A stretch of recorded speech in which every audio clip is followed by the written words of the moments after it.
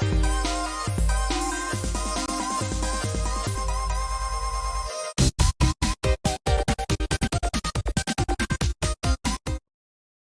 everybody, and welcome to our early comics review video. I'm Andy. I'm Matt. We're here with Infinity Flux Comics out of Chattanooga, Tennessee, and this is our big show, our one big show today that we're doing that goes over some of the biggest and best books that are releasing this week to your local comic book store, or if you shop with us over at infinityflux.net, they are available there right now as well, so head on over there. You can place your orders while supplies last and get some of these great books because this is not a very big week for books, but I feel like the quality of books is pretty high. Yeah, and that's why we are only doing this show today. Normally we do a short show with our top 10 and then a longer show, but we're still in the middle of the holiday, so the release dates of these books is still a little bit off. So there aren't as many books coming out this week. We only have 12 here to talk about today. So we thought if we only have 12, it would be weird to do a top 10 out of 12. So we're only doing this one show, but we will, I think it may be in another week or so, we'll start to get back on track with regular releases, regular FOCs, and things like that.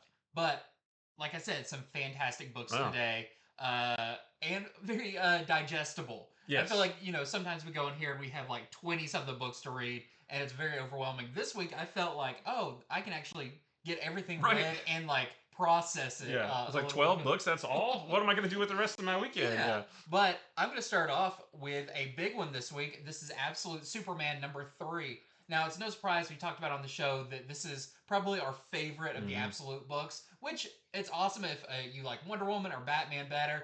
This is just our personal one that we're enjoying, but they're all, that's just swapping up at the very top of a very high bar. I always make food references, and for some reason, pizza comes to mind. It's like, do you like pizza, pepperoni pizza, or sausage pizza? Yeah. I don't know. Yeah. They're both great. Yeah, so it feels like also every time a new issue comes out, I'm like, oh, this one's might be the best. Yeah. But this issue is really, really cool. So this one's a little unique because I would say 99.9% of this issue takes place on Krypton towards what we gather is maybe a few days or a few weeks before its destruction.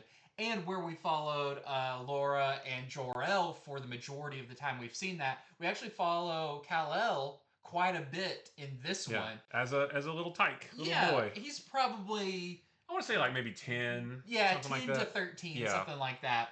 But you realize he is a really smart kid. Yeah. And what's unique about this is, so apparently the destruction of Krypton is prolonged a little bit from the original because he is older. And he is definitely the child of his parents because as they're discovering all the weird things going on with Krypton, with the gas leaks and, the weird green that's appearing everywhere, he's also realizing this in his own way. He sees it in nature. He sees animals that have died that have been infected by this green. So when he does eventually learn, when his parents do reveal to him about what's happening, it's not a big surprise to him. He's like, I know. Yeah, which is really cool. I like that. Like, he's completely capable as well. But this one's cool because we do get more of Jor-El and Laura as Jor-El tries again to go to the Science Council and tell them, hey, I'm warning you again. It's not looking good for Krypton, but of course they're not having it, and this time it goes pretty far to them detaining him for that, and that's where you get an awesome action sequence of Laura and Krypto stepping in to do something about it. I don't want to give away a whole lot about this issue because it's visually a feast. Yep. There's so many cool little things that I don't want to describe, but you see something to do with the costumes that they have that are just really, really cool. And there's some pretty surprising bits as well, because the story, other than it being, Kal-El's a little bit older in this, everything, seems to be some other elements that are different as well. And that also makes me think maybe there has been a little bit more time. Maybe that Laura and Jor-El have had a little bit more prep time for this. Oh, right. That could lead to some really interesting stuff going forward. Plus a very shocking last page or two that raise more questions about even his time when he was on Earth. So I can't wait for people to check this out because this is a really cool, filling in a little bit more of the mystery and the gaps we have for the early part Right. of Superman's life, but still, we have a million more Yeah. questions. Well, I like this issue because it's my biggest question when we first read the first issue and we learned at near the end of that issue, like, oh my gosh, Kal-El grew up the first several years of his life, 10 or 13 years or so. He grew up on Krypton with his parents. Mm-hmm. And that to me was the most interesting part. Like, I want to know more about his time as a kid on Krypton. Yeah. And this whole book is that, which I think is really cool. And just getting to see what type of kid he is, how supportive his parents are of him being different from the other kids, Yeah. questioning everything, doing things his own way. Like, I love all of that stuff. That we got a whole issue that is really cool. Yeah. So another great issue in every issue of the Absolute books has been a hit, and this one is no exception. This is a fantastic one as well. And what we were talking about it, I think after we both read this a couple days ago, we're like, they could do a whole book that's Oh just yeah, set on Krypton, yep. and it would be awesome Mm-hmm. because the I feel like this version of Krypton has a little bit more life to it. Mm-hmm. It's not just like from the movie. It's not just a big crystal It's not place. just cold and icy No, or and crystals. they Yeah, talk about the different the mountains of this and yeah, all that, and you start to get hints of like, well, what the Fortress of Solitude is and all of yeah. that kind of Right, stuff in this, right. which is super cool. I love this issue, and I can't wait for the next one because there's still so much we don't know, Yeah, and I don't know where it's going. I right. don't know. Even after 3 issues, it's been so much world building, but where we left Superman off was Yeah. not in a good place. Right, right. What's his goal? And I guess it's still to help the little guy, but Mm-hmm. then there's this, Lazarus Corporation doesn't want him to do that, Yeah. and that, yeah, So that is our A cover, which it doesn't quite happen to that extreme, but yeah. you get the idea. We also have some great variants as well. So we have this Declan Shalvey variant. We've got this really cool Christian Ward variant. We also have a 1 in 25 uh look like it's a Mike Perkins variant. We're selling for $19.99. And then there is also a 1 in 50 Declan Shalvey that we're selling for $24.99. And we also see a bit more of the cape, but on somebody else in Right, this one. yeah. And I was very happy Yeah, about that was that. great. All right, so I have got Cable, Love, and Chrome #1. I do believe this is going to be a mini series. I believe so. 5 issues, I think. This is written by David Pepose. The art is by Mike Henderson. And the very beginning of this issue is set way in the year 3077 during the last days of what they call the Second Roxxon War. Which, hey, it's not till 3077 that the second one comes out. So hey, we a Yeah. good couple millennia that there was only one. Um, but it's very cool because the whole thing looks very Mad Max Fury Road. Cables tied to the top of a car by chains, and it's like a truck, and it's got a sentinel head on it, Yeah. and it looks very very Mad Max. And he has been captured by a group called Surtur's Angels, who want to start their own Ragnarok. But of course, he wanted to get captured so that he could stop them. And he finds that they've strapped a dirty bomb to a Roxxon power core that's guarded by a new villain named Cicada. So, of course, the two of them start fighting when Cable goes to try to disarm that bomb. And the only way that he can think to do it is to throw himself and the bomb through time. And he even says like time slide by one or whatever, and that made me think of the time slide book from Yeah. last week. And so he sends the bomb to the furthest edge of time so that it can detonate safely. But he gets flung to another period in time. But I don't know what year. Is that not 30? Is it the same year? I'm not sure. I thought that's when the series is supposed to take place, but it makes me wonder about. Because yeah, it seems like it would be weird for him. Yeah, I don't know if he's still in the same time because it still looks very post-apocalyptic.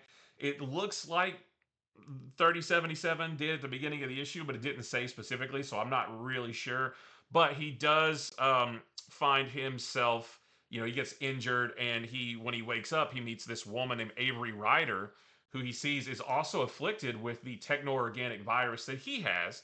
And in talking to her, he learns that she lives in a place called Salvation Bay that is full of people who have been afflicted with the techno-organic virus, and they have been forced to live. They've been like rounded up and forced to live in this little village, this Salvation Bay, by a group called the Prime Enclave. And I guess but they're not all mutants like Cable Yeah. is. Like they just have the virus, but they don't have Cable's powers. He fends off the virus with his telekinesis. They take like this little drug to stave it off. Um, and there is this rebellion that is starting up against the Prime Enclave. I guess we don't know much about them yet. I guess we'll learn more later. But I guess they're like the oppressors. Yeah. And there's this resistance building among them.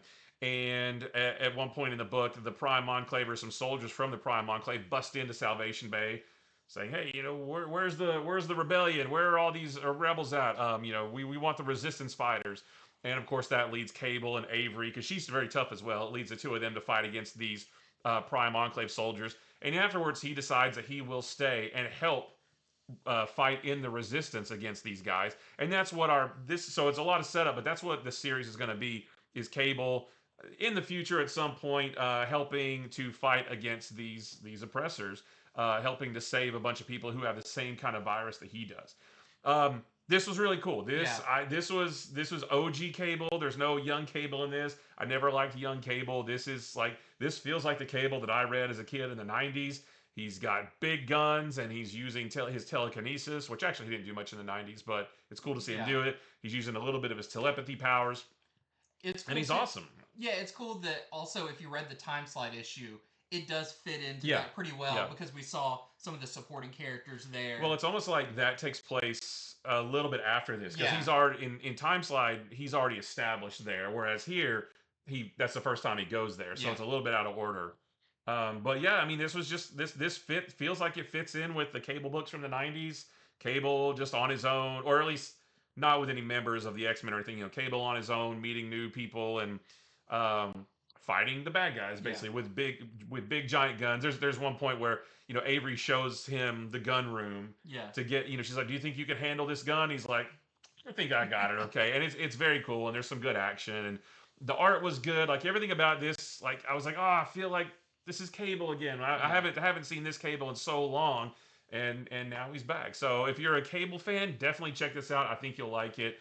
And like I said, this was setting up the environment and the scenery and the characters. And I think next issue we're really going to learn about who the heck are these guys, the Prime Enclave? Why is there a resistance against them? I think that's where we'll really start to learn. There was a hint in here where they called, they named something, and I believe it was a reference to something we saw in Time Slide. Okay. About when they were zip-zapping through time, what they ran up against at one point. They mentioned something in this that might refer to that. So and because of that, I feel like we're going to see more X-related things in here, which is going to be really cool. Do we know what year Cable was sent to in the future when he got his virus? I can't remember. I think that was told to us, but I don't remember. Yeah, I can't. I wasn't sure if this was after. I mean, I guess it would be after that, but with Cable, it's like, at what time in what future did this occur and all that? So I don't know, but yeah, I really like this. Cable's one of my favorite Marvel characters. Yeah. And this did him justice. This feels like true blue Cable, which is what I like most about it. So there's our A cover right there, and we got some cool variants. I love this one. This is the Mark Brooks variant, and on social media he's been posting a lot of this type of work where he kind of draws Marvel characters in this. There we go. In this kind of style, and I would love to have a series in this style. It's it looks kind of sort of Disney, but it's just very cool. We have the logo variant, just in case you don't know what the logo looks like. And then we have this 1 in 25 LaRocca. Yeah, LaRocca variant that we're selling for $24.99. That's Avery on the other side of the cover. Yeah, I want my Cable book for him to be like his armor and his pads are so big that his head is a little sitting out on his shoulders, and he talks to his internal his AI assistant or whatever. Yeah, that's always fun. So I really liked it. Another book, which I don't want to say I was surprised that I liked it so much, but This is Deadpool Wolverine #1. No subtitle or anything. Right. This is really cool. So this is by Benjamin Percy, and the fantastic art. And this is by Joshua Cassara. And I love Wolverine. Deadpool is, and we've talked about this before, is a like, it's a hot potato. Yeah. Sometimes you can handle it. Sometimes you want to throw it away, depending on uh, how obnoxious they make him. There's a difference between like funny Deadpool and one that's just like, this is way too much dialogue in a book because he just is saying everything the writer thought was even remotely funny. It's just a lot of stuff you have to read that does nothing to serve the story. That's what I don't like about Deadpool in the comics usually. Is like, it's just all this gibberish that means nothing to anything, but yet you still have to read it just in case there's something important in there, and it's it's a lot. Well, happy to say this is not that. Right. This is very well done. This Deadpool, even though he does have the wittiness to him, does, and there's a reason for part of it, but he does feel like maybe a little bit more of the original 90s, like the 1991 Deadpool with the he's more assassin than anything. But I don't want to give away too much about this issue because a lot of the fun is kind of the journey of it, and that's what helps with the fantastic visuals. So this begins with Deadpool. It's a very funny scene where he has infiltrated a funeral to retrieve some adamantium. And I don't want to say the body has the adamantium, but I won't give away because it's a very funny scene. Not even like he's not like quipping all the time and stuff. It's just the chaos of the scene that's really, really fun. And him trying to get away with this body is gruesomely hilarious. Once again, some great art of kind of a chase scene and all of that. But it does appear that something about this adamantium that he has acquired does something to him. Yeah. It appears somewhat of a brainwashing. So much so that like visually there's a difference that something happens. And then suddenly Deadpool is like very he's almost robotic. Yeah. And he goes and seeks out Wolverine. And of course Wolverine is like, usually I can't get you to shut up. And you haven't said a couple of words. And we realize that, he's like, Wolverine, I have come to retrieve you for this mission we must go on. Like, he's very just cold. There's no wackiness. And I'm like, I actually like this Deadpool better, But he seeks out Wolverine to join him on this mission. But of course, Wolverine, after just a very short amount of time, can tell something is up. He can smell something. And of course, it leads to some fights and all of that kind of stuff. But I can tell you where it leads is some of the best 90s goodness.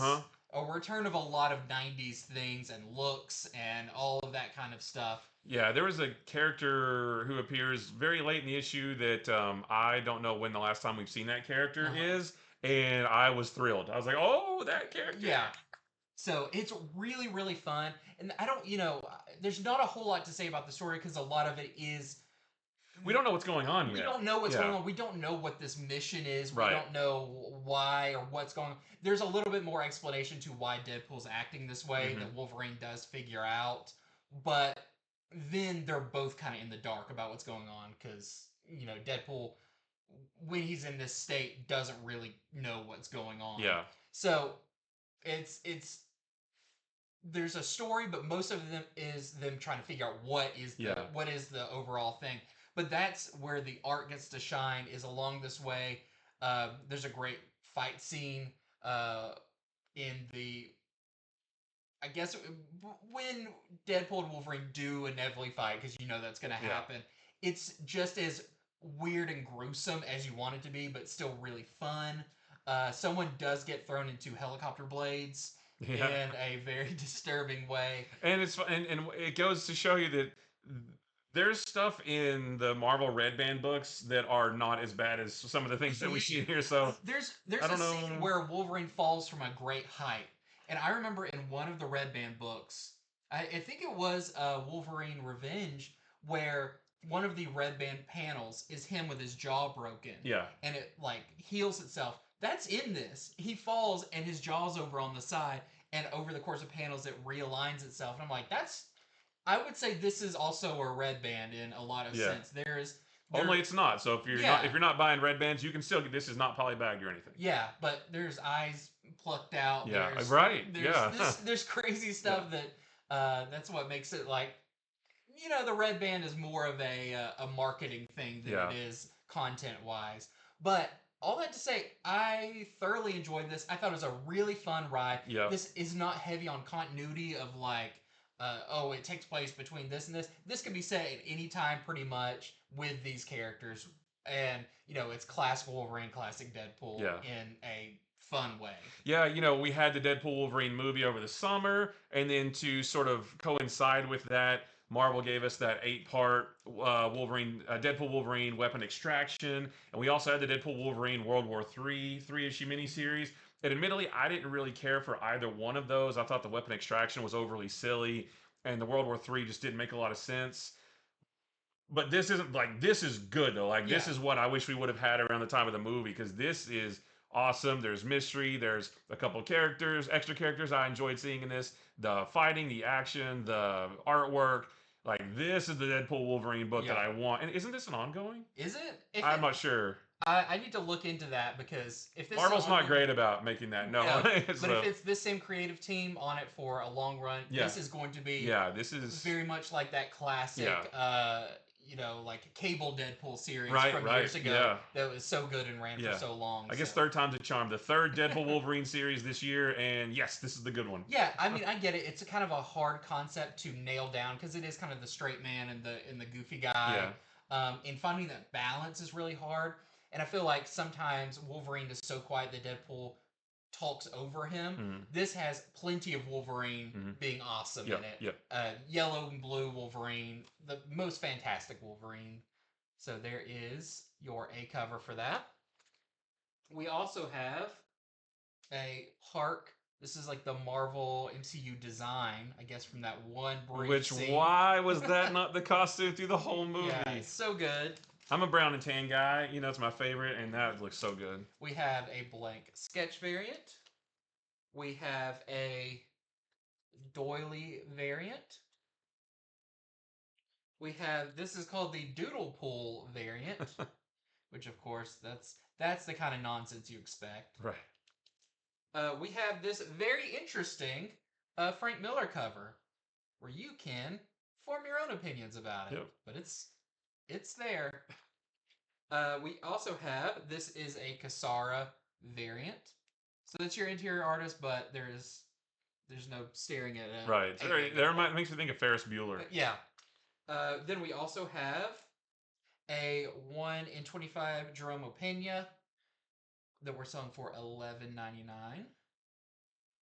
And then there's also a really nice Greg Capullo 1 in 50 that we're selling for $39.99. Ooh, I didn't see that one. I like that. Yeah.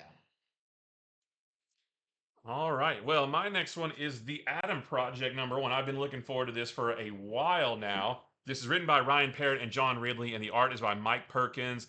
And this issue starts off with Captain Nathaniel Adam, otherwise known as the superhero Captain Adam. He is trying to get away from some soldiers, some U.S. military soldiers that are chasing him. And the whole sequence, it's the first 3 or 4 pages, and the whole sequence is narrated by these 2 unidentified voices. I actually thought it was Ray Palmer or Ryan Choi at first, but by the time you get to the end of the issue, you realize, oh, it's somebody else, but I don't know who it is. But most of the issue takes place 3 weeks before that, and we see that a young man has, at the end of Absolute Power, some of the powers got mixed up. Some of the powers went to the wrong heroes. Some powers went to just random people, and they don't know what to do with them. Well, that's what we see in this. We see this young guy who has these lightning or electricity-based powers, and they're out of control, and he doesn't know what to do, how to control them, that kind of You thing. say young guy, he's a kid. Is he a kid? I thought he was like a teenager. Oh, I thought he was like 7 or 8 years Oh, old. I don't know. I thought he was a little bit older than that. But Ray Palmer and Ryan Choi show up to help him, and we do see them try to use the same device that they had in Justice League Unlimited #2, that machine that kind of looks like an atom. I guess they're very on brand with that. So they're able to temporarily shut down his powers and get him up to the watchtower and put him in this Faraday cage which sounds awful. It looked like a nice dorm room, Yeah. but it's a Faraday cage, and so if they're like, if you feel like you're gonna like discharge some energy, just touch this thing and it'll discharge it for you. So they put him there temporarily, and then they start working on Captain Atom again, giving him his powers back because they feel like because of his powers and his unique genetic makeup, they feel like that he might be the blueprint. If they can figure out how to fix him, he might be the blueprint for fixing everything else. So they're really hard at work on trying to get him all fixed up. But then the story shifts back to present day, and we see more of Captain Atom and Ray Palmer and Ryan Choi. But I'll stop there. Like Yeah. you got to read it yourself to find out. But I really enjoyed this. Like ever since this was announced, I was excited to see. Oh, that's another corner of this new DC status quo. We've got the Question over here solving murders, and we've got New Gods dealing with the birth of this new baby, and then we've got the Atom Project where the atoms are dealing with all the messed up powers.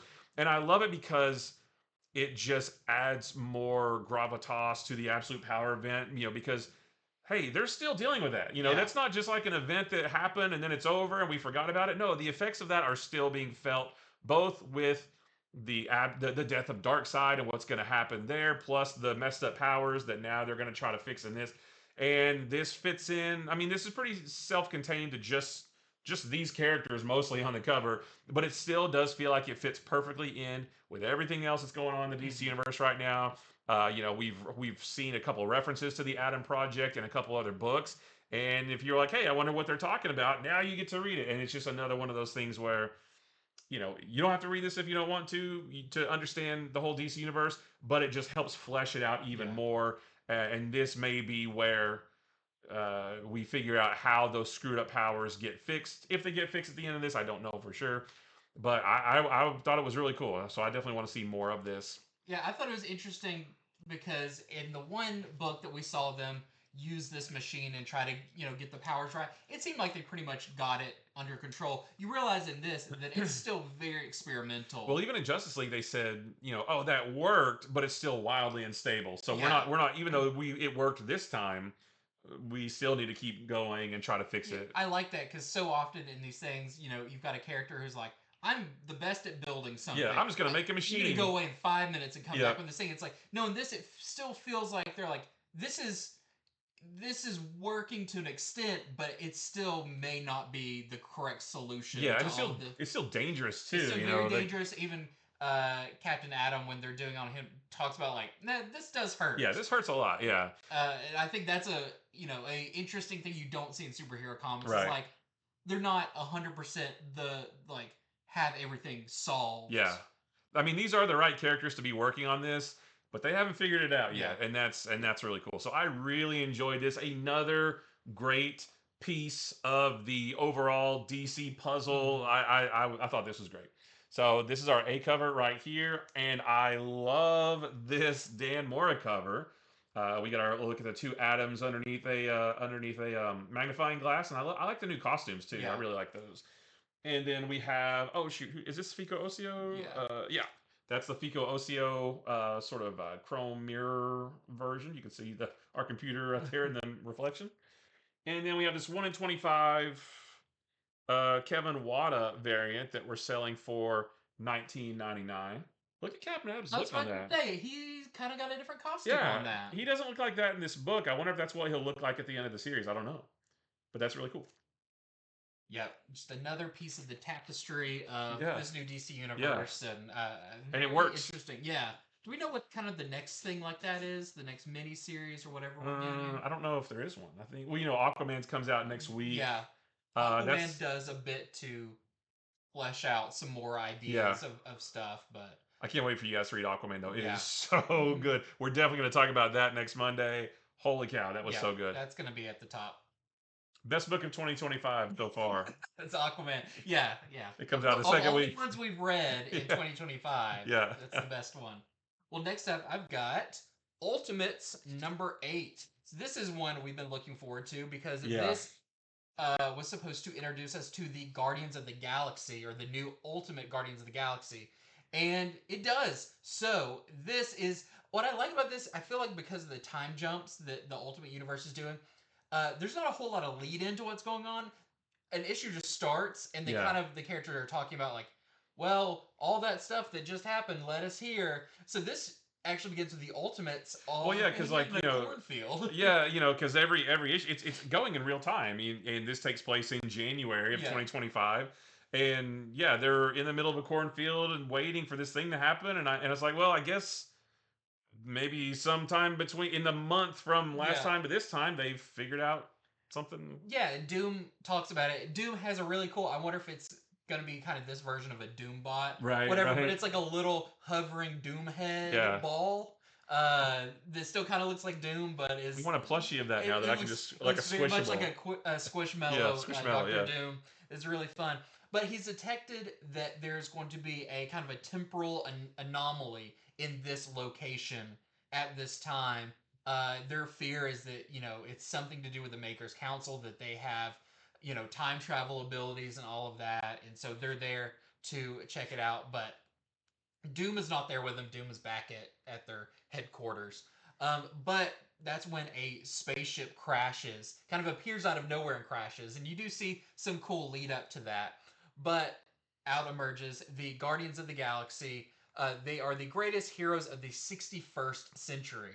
So this isn't your like it's what's currently going on in space right now. It's like, no, these are from the far, far future Yeah, and Guardians. isn't like the Legion of Superheroes? Aren't they from the 31st century? Yeah. So this is like way in the year 6000, Yeah, whatever. this is really interesting. So this team is made up of Star Lord, but not he's Star Lord, the master of the solar system, which very different. We have Ultimate Nullifier, which is the main guy you see there, which I thought he was super cool. Hmm. They do explain a little bit about what's unique about them, like what they're like, and they're known for doing this and Yeah. stuff. And his is really interesting. We have Cosmos Star Stalker, the ultimate good boy, Right, I love that. which is the greatest term ever. Well, and there's a reason he's called that because they explain about dogs in their time, and I Yeah, won't spoil it, but that part was really cool. yeah. And then of course we have the new Ultimate Captain Marvel, who's Mhm. kind of the leader of this group. Yeah, it's it's this blue character right I here. guess she's a A Kree. Kree, yeah. They don't say Yeah. Kree or anything, but they're there on a mission to retrieve America Chavez, who we know in this one doesn't have like a memory pre them rescuing her from her captivity with the council and all of that. Um, but we do learn what her connection is with this Guardians of the Galaxy team, and it would be one. I don't want to spoil it. Two, it is not complex in the way of like, whoa, I can't follow this, but significantly complex because they're time travelers and everything. Yeah. But you do get the story of their future and why they're there now. Yeah, and what's really cool is that like that's where this book shines is they in an effort to jog her memory, they tell her about all these Mhm. things they've done, and we see little glimpses of all of that. And it's like I want to read all of those stories. Like Yeah. make a series of these guys and tell me all those stories. There's some interesting stuff too that I haven't even talked to you about, but about the time frame that this ultimate book takes place in is apparently like a no travel zone Mm. for like Oh, time right, travel and yeah. all that. There's something from like 1940, which I guess is Captain America. Well, they said it was from 1963 till Dang. 2024. I'm like, oh, that's interesting. You know. Yeah. So there's a time frame that's something happens, and they also make reference to their future that feels like a very big Marvel event that they traveled in their future, and when they tried to get back to their normal time, something was messed up. And so we have this whole other like almost feels like a Marvel event that's kind of described from the outside. Right. That's really interesting. But you do learn about and see a lot of familiar cosmic Marvel characters. But the ultimate versions of them, which is really cool, and you can probably guess some of them, but there are other members of the Guardians of the Galaxy that are shown and what happens to them, and some other bigger cosmic characters as Mhm. well, which I love all of that, and it's Yeah. super, super interesting. But it makes me wonder is the stuff that they reveal in here, um, is it just tied in with them, or are we going to revisit some of that at some point? And there is a reference to the Maker in this, but he's not called the Maker.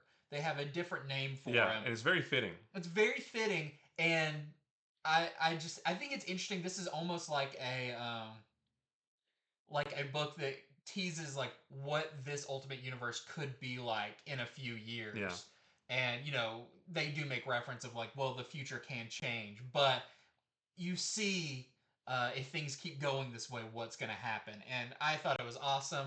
It continues to be one of my most anticipated Yeah. Marvel books because I do feel like each issue we get these kind of revelations and interesting little nuggets that are dropped that are setting this Ultimate Universe apart. Yeah, I think this is my favorite issue so far. Okay. I really like this version of the Guardians. Yeah. Like maybe more than the original 616. And it was just cool. Like they said, oh, don't you remember this or that or this or that? And I'm like, yeah, they showed me all that stuff. Yeah, and it's just like one panels, but it's like, Yeah. oh, that's cool. Yeah. Oh, that's cool too. That sounds cool too. That sounds cool too. And some of them are references to things that you've heard of, Yep. like events or storylines, but with their own spin to Yeah. them. All of that. It's just it's a joy and a thrill.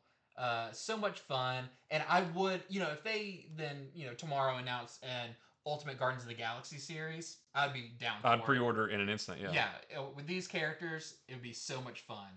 So this is cool because it's a little bit of a one and done story, but adds a lot to the fabric of the Ultimate Universe. So there is your A cover.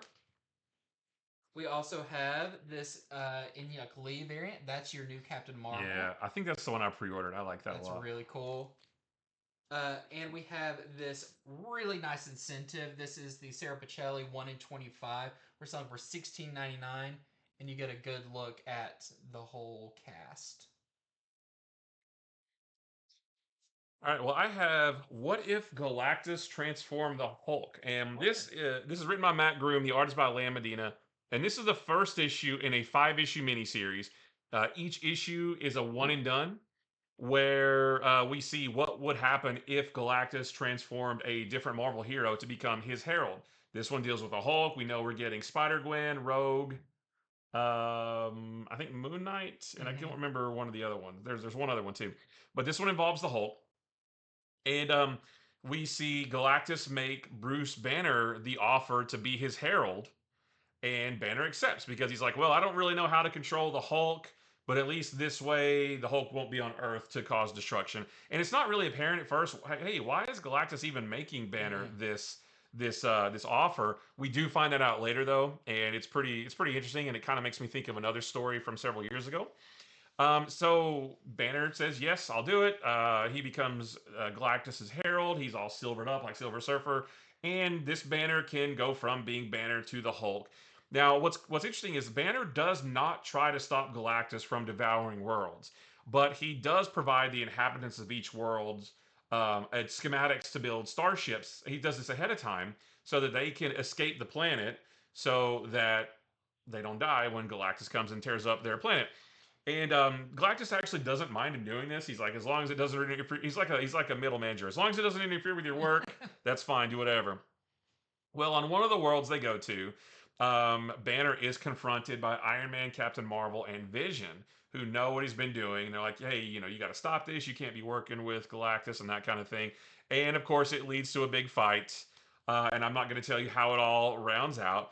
But I really like this. I mean, I like that it's a one and done. I like one and done stories. You just get a whole story in one book and then you can move on. But I also wouldn't mind a continuation of this story with the way that it ended. I'd love to see how that goes. So it doesn't seem like these are tied together. These are definitely not tied together. Okay. So if you only want the Spider-Gwen one, you can get the Spider-Gwen. They're not going to be related to each other at all. They're all their own separate thing. It does all fall under the What If Galactus title, but each one is a different hero, different story. So you can buy whichever ones of these you want. You don't have to buy the whole thing. But yeah, seeing Bruce Banner / the Hulk be Galactus's silvered up herald with the power cosmic, that was pretty neat. And yeah, he does not have a surfboard. He does not have a surfboard. No, he just that's interesting. He just kind of flies, Because I don't think Norrin Rad didn't have a surfboard before his Silver Surfer, did he? No. Okay. Guess this Bruce Banner didn't get that. Yeah, he's like, I don't need the surfboard. Yeah. I would want to see him on like cosmic rollerblades. Yeah, like a cosmic pogo stick or something. So it's a really cool story, and that's our A cover right there. And we've got some nice variants. This is the Ryan Brown variant, and I really like this Stephen Platt variant right there with Galactus' big old head. And that's it. I love whenever you get a Galactus on the cover, you only get his big old head. Yeah, You can't zoom out far enough to get all yeah. of I mean Galactus. and that's the most striking part of him too. Yeah, Is his giant noggin. the giant helmet. Yeah. Okay, next up, I have an interesting one. This is Sam Wilson, Captain America #1. This is a mini series, and I think a lot of us, when this was announced, was like, "This makes sense." Mhm. They've got a movie coming out with these characters, but let's get into this because it's a little bit different than that. So this is by Greg Pak and Evan Narcisse with Eder Messias with Valentin Delandro. So you've got a couple different creators, and I think that's because there's a main story and a backup story. Oh, in right, this. yeah. But the main story is definitely the main story in this. It's not a 50-50 split. It's the second story is only a couple pages long. But in this, I guess it's set current continuity because there is Sam Wilson returns to Harlem, and while he's there, he does fight some vampires, and it feels a little Right. like Blood Hunt, Yeah, like post Blood Hunt. post Blood Hunt because of this. He's there. Steve Rogers is there. They're fighting vampires and stuff, but we learn what his real reason for coming back home is, and it's because there is a big party, a big cookout birthday party for Isaiah Bradley, the original Black Captain America, who has not been treated well over time. Yeah. He does not age as gracefully as Steve Rogers. So he's a bit older, but the interesting thing is the cast of characters that are there in costume, which Right. seems like the funny thing. One, this is a big like red flag for any supervillain in the area that they are all wearing their costumes, and this is supposed to be like a casual gathering, like literally like is it Luke Cage who's grilling? Yeah. Yeah. So Luke Cage is grilling, but you also have Miles Morales, who I guess all the heroes know that Miles is Spider-Man at this point, but he does have his mask pulled up, but he's still part in of costume. the way. Yeah.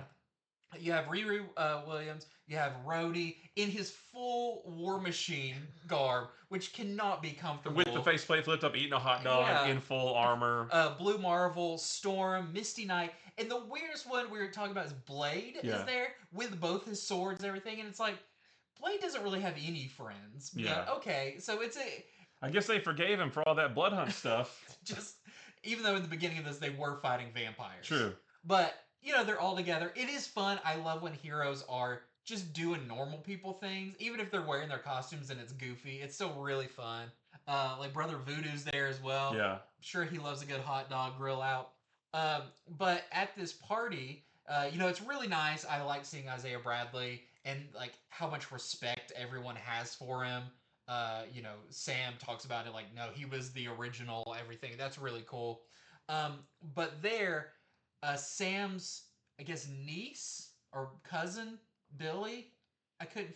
I don't relative. Relative Billy, who's kind of a teenage girl, tells Sam about this new uh, company and what they're doing. The company's called Eagle Star, and that they have big plans for urban communities.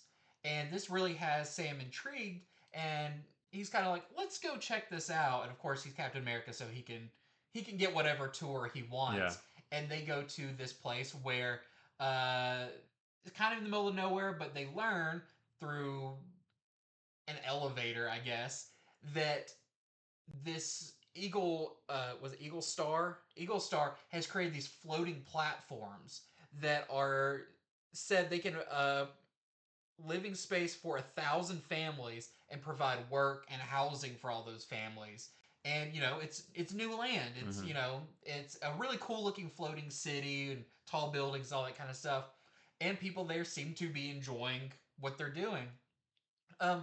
But one of the weird things is there is their head of security, which, and this is where we get into a weird part. And I don't think it's a spoiler. I think it's more of a you have the right to know.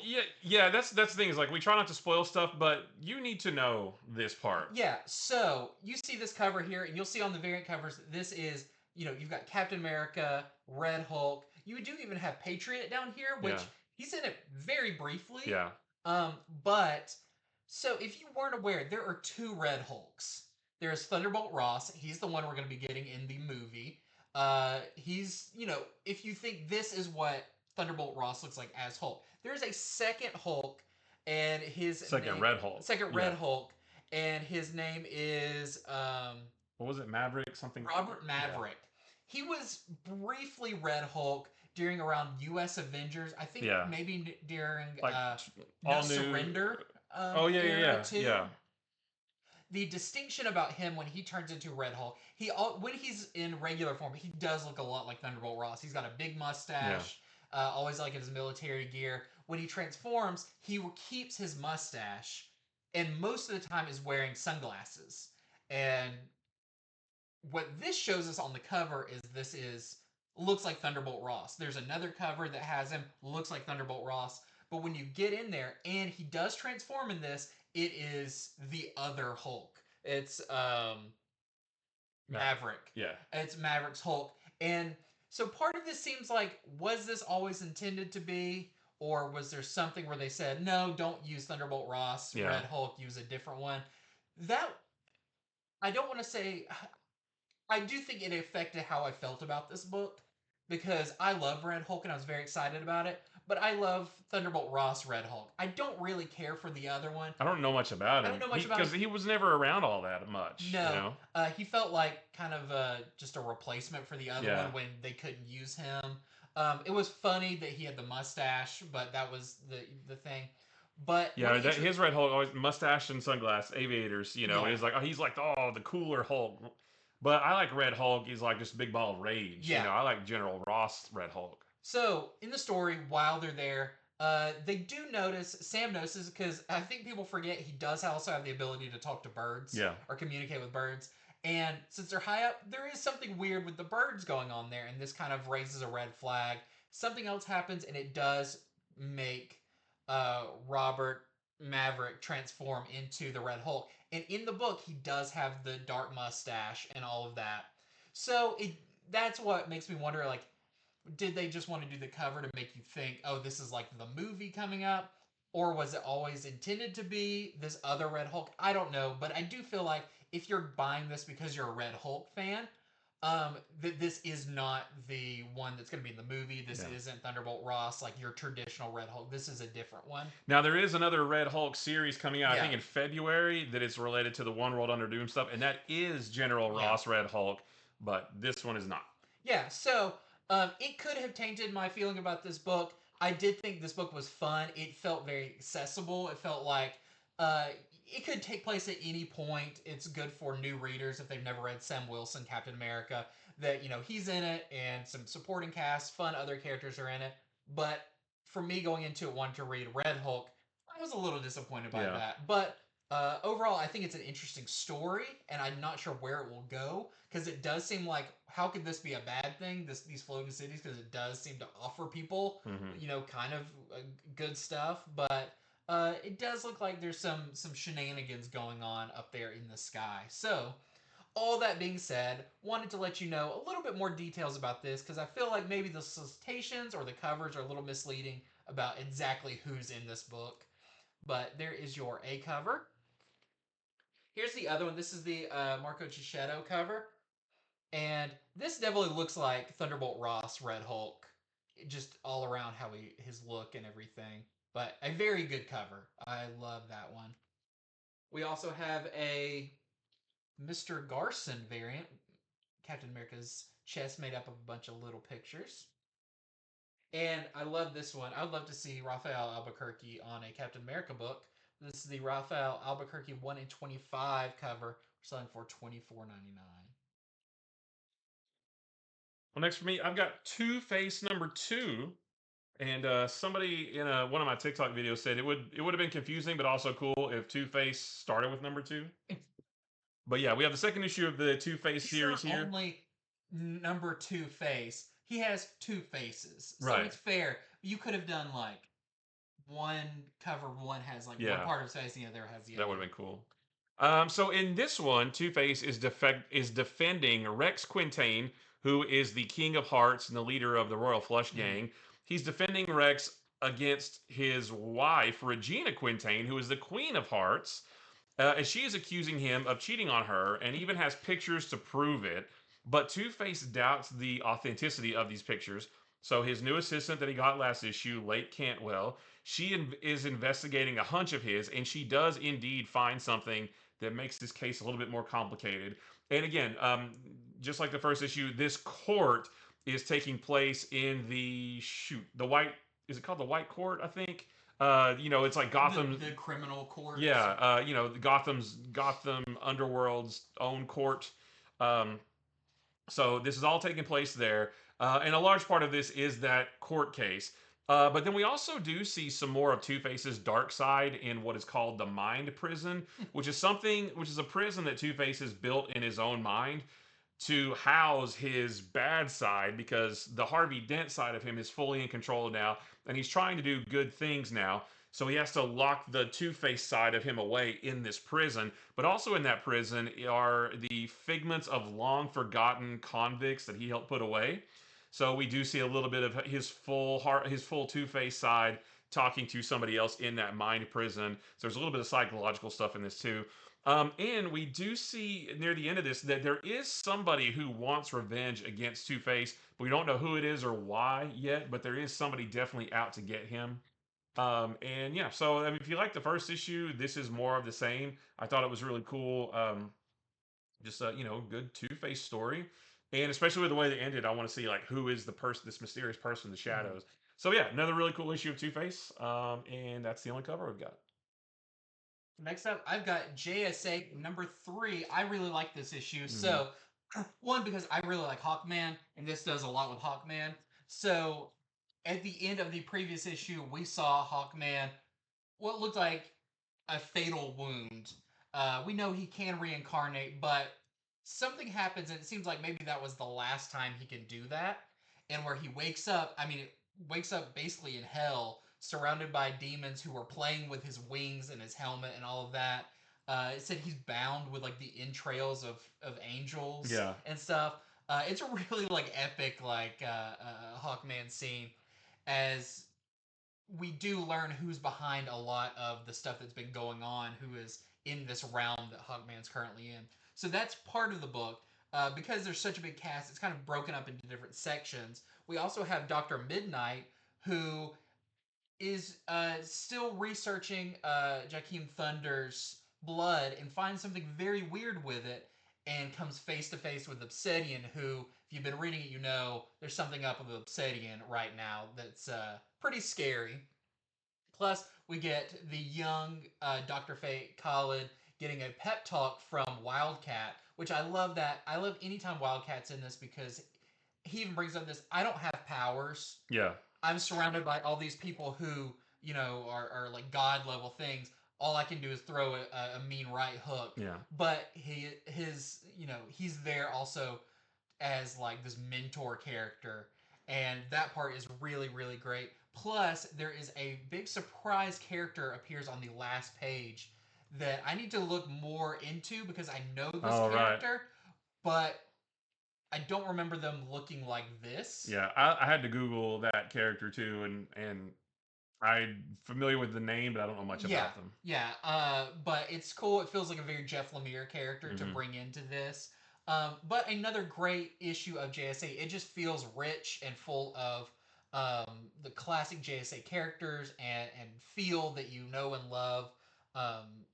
It's huge cast in this, which I love, and Alan Scott's in it again, and uh, Everybody is every Sand and yeah, Jade that's had the a other little part bit I of was trying to remember. exchange. Jade and Sand are in it, and there's a really nice scene with them. So yeah, another great issue of JSA. You get a hint there on the cover with Hawkman stuff going on. So there is your A cover, and then we also have this Sweeney Boo variant. Well, I've got Avengers number 22 here, and on the very top of this, it says "Meet the newest member of the Avengers," and it shows Black Cat. That doesn't happen in this. Black Cat is only on one page of the whole book. But I'm pretty sure she will figure into the next issue much more. But she does not join the Avengers in this, so and I think even the solicitations mention that, but that does not happen.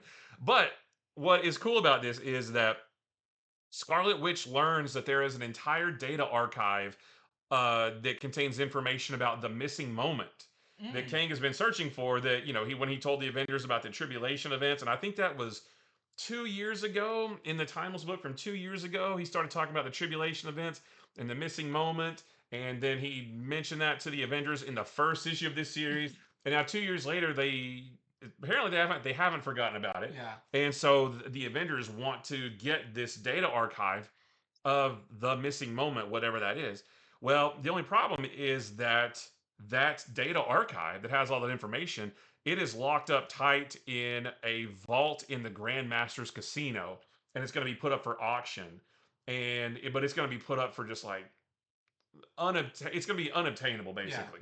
And so the Avengers realize we need to get this information, but we can't. It's so I don't know if it's just money or what, but it's so expensive that they just can't get it. So they said, well, I guess we'll have to steal it. So they come up with this Ocean's 11 type plan to break into the Grandmaster's casino and steal this thing. And it's really fun because they need to cause a distraction. So the way they do that is Scarlet Witch and Storm accidentally bumping into each other in the casino, and they start fighting. And it's so fun because it goes back and forth between them fighting in the casino and them a while before that rehearsing what they're gonna say, and Scarlet Witch is like, "How dare you?" And then it goes to the next panel, and she says, "And then I'll say, how dare you do this?" It's really really fun. So while they're causing the distraction, Iron Man and Captain Marvel and Captain America are gonna try to break into the vault. And let's see how far. I don't want to spoil too much. I can see why they would need Black Cat. Well, maybe they get her help, maybe they don't. I don't know. But she is in this issue, like I said, and I do think she'll figure it in the next one. But the end of this issue kind of makes me wonder who is playing whom. Mm. Because maybe they're not being as sneaky as they think they're being. But they have a really good plan to steal this thing, but who knows if it'll be successful or not. But I just like it was really fun. The parts with Storm and Scarlet Witch are really funny because Scarlet Witch is acting just like she's like, I'm the Scarlet Witch and I can do all this stuff. And then when she and Storm are fighting, I mean, they're really going at it with each other. But then it cuts back to them being like, and then I'll do this, and then you do this, and then I'll do this. It's really really fun. So yeah, we'll see where it goes. I'm just glad that they are going back to the whole thing about the missing minute and Mm. or the missing moment. Is it missing Yeah, missing moment and the tribulation events. I like how they're Do you think revisiting the that. missing moment has something to do with this last time slide and the guy who could suck up time? That would be Who? cool. Yeah, I He would. only did mutant stuff though. Hmm. Yeah, It's I just don't. interesting. They're both about time getting Yeah, erased or whatever. Yeah, erased. but it was a cool issue of Avengers. This was a fun one. Like this is one of the more fun ones that we've had in a while. So there's our A cover right there, and then we have this. Oh shoot, I didn't get the art. This is the Mawalsh homage cover, homaging. What was it? Captain America number 111 from Jim Steranko back in the day. And then there is this Stanford Green variant. That's cool. I just love the Avengers are supposed to be good guys, but they're like, hey, we need to go steal this. For the good of Right. mankind. Well, lastly, for me, I have Batgirl number 3. And this continues to be a really fun series. I love this one because it's high energy. It's not bogged down with a lot of dialogue or a lot of, convoluted story and everything. The story's pretty straightforward, and that allows Batgirl and Lady Shiva to have a lot of fun throughout Hmm. this. But what's cool in this one is Cassandra Cain has always seen her mother as such a bad person. I mean, arguably what she did to her was terrible and all of that. But in this issue, Cassandra Cain meets the Order of Shiva, which is this group of people who basically say, we help people in the name of your mother because they love her. And Yeah. they said, yeah, she can be tough, but she's very giving and helpful and heals people and all that kind of stuff. And so a lot of this issue is Cassandra Cain seeing this other side of her mother through these people who she's had a effect on, and that part's really really cool. But of course, there's also a lot of action in this, especially what this cover is showing, as there is a League of Assassins or League of Shadows, Yeah, League of League of Shadows Shadows. member that shows up, and there is a big fight scene that spans multiple pages going across Yeah, through a train. it reminded me of Bruno Redondo on Nightwing. Yeah, and they're, Shiva and Batgirl are talking as they go through it. But I also love that Batgirl is talking about what, kind of realizing her own importance, and she says what she is to each of the members of the Bat family. Yeah. So for Stephanie, uh, said, "I'm Stephanie's heart." I forgot what Bruce was. Bruce's pride, I think. Bruce's pride. Yeah. Like, it's a really cool moment, and you brought up a really cool thing that they've been doing through the series, where because she's so non-vocal, but she's so aware and so smart, that she assesses every situation. So even when she's walking and talking to people, she's kind of assessing, is this a lie, or do I trust this person? Are they a threat? And that does a lot more of that in here as well, which is really, really fun. But yeah, just another great issue of Batgirl. I think this is a really strong miniseries. Yeah, I know there's a lot of Cassandra Cain fans out there, and you're gonna like this. Yeah. This is a really good story. So here is your A cover, which, yep, that does actually That does happen. Yeah. We also have, this is the Takara variant, which is really cool. That's some great balancing. And lastly, we have this 1 in 25 Takeshi Miyazawa variant. We're selling for $39.99, which is the new character that was introduced last issue. with Yeah. the end of last issue. And that's your interior artist too, so that's what the book looks like. Yeah. Well, as for me, just wanted to tell you real quick about Batman number 156. This is the next to last issue of Chip Zdarsky's run. He's going to wrap up in 157 before Hush 2 starts in 158. I can't tell you too much about this book because in this issue, everything has now been revealed. Did Commissioner Gordon, or did Jim Gordon really kill Mayor Nakano? We find out for sure in this. We also learn the identity of Commander Starr, who has been this very suspicious new hero in Gotham. We learn who that really is, and it's pretty cool because it has ties to a Batman story from several years ago, which I thought was really good. So all the cards are out on the table now, and now it's just up to Batman to stop the bad guys in the next issue, which again will be the last issue of Chip Zdarsky's run. But a great issue. I like that they, everything seems reasonable. Like all the, that makes sense and that makes sense. And now everything, I can't wait to see like how is this going to end, because it's like I said, everything was revealed, and I like it when we finally get all of our questions answered, and now it's just got to wrap it up. So don't miss this issue of Batman if you're reading that. So there's our A cover right there. There's some cool variants. We have this Tony Harris variant. Man-Bat is not in this. This one was really cool. This is an Alexander Lozano variant, which I'm not sure. Bat Cycle. Oh, I thought that was like a bad guy. Yeah. That's he's on his Bat Cycle there. Yeah. This is the Tony Daniel variant, and Tony Daniel does the interiors on this issue, and it looks really good. Nice. Yeah. And then we have this 1 in 25 Ryan Benjamin that we're selling for $12.99. And then we have this 1 in 50 Valentine Seeker variant that we're selling for $19.99 with Batman and a bunch of gargoyles. And Man-Bat. Is he? On the bottom. Why is there 2 covers with Man-Bat? He's not in this at all. People got the wrong information. I guess. They all drew Man-Bat.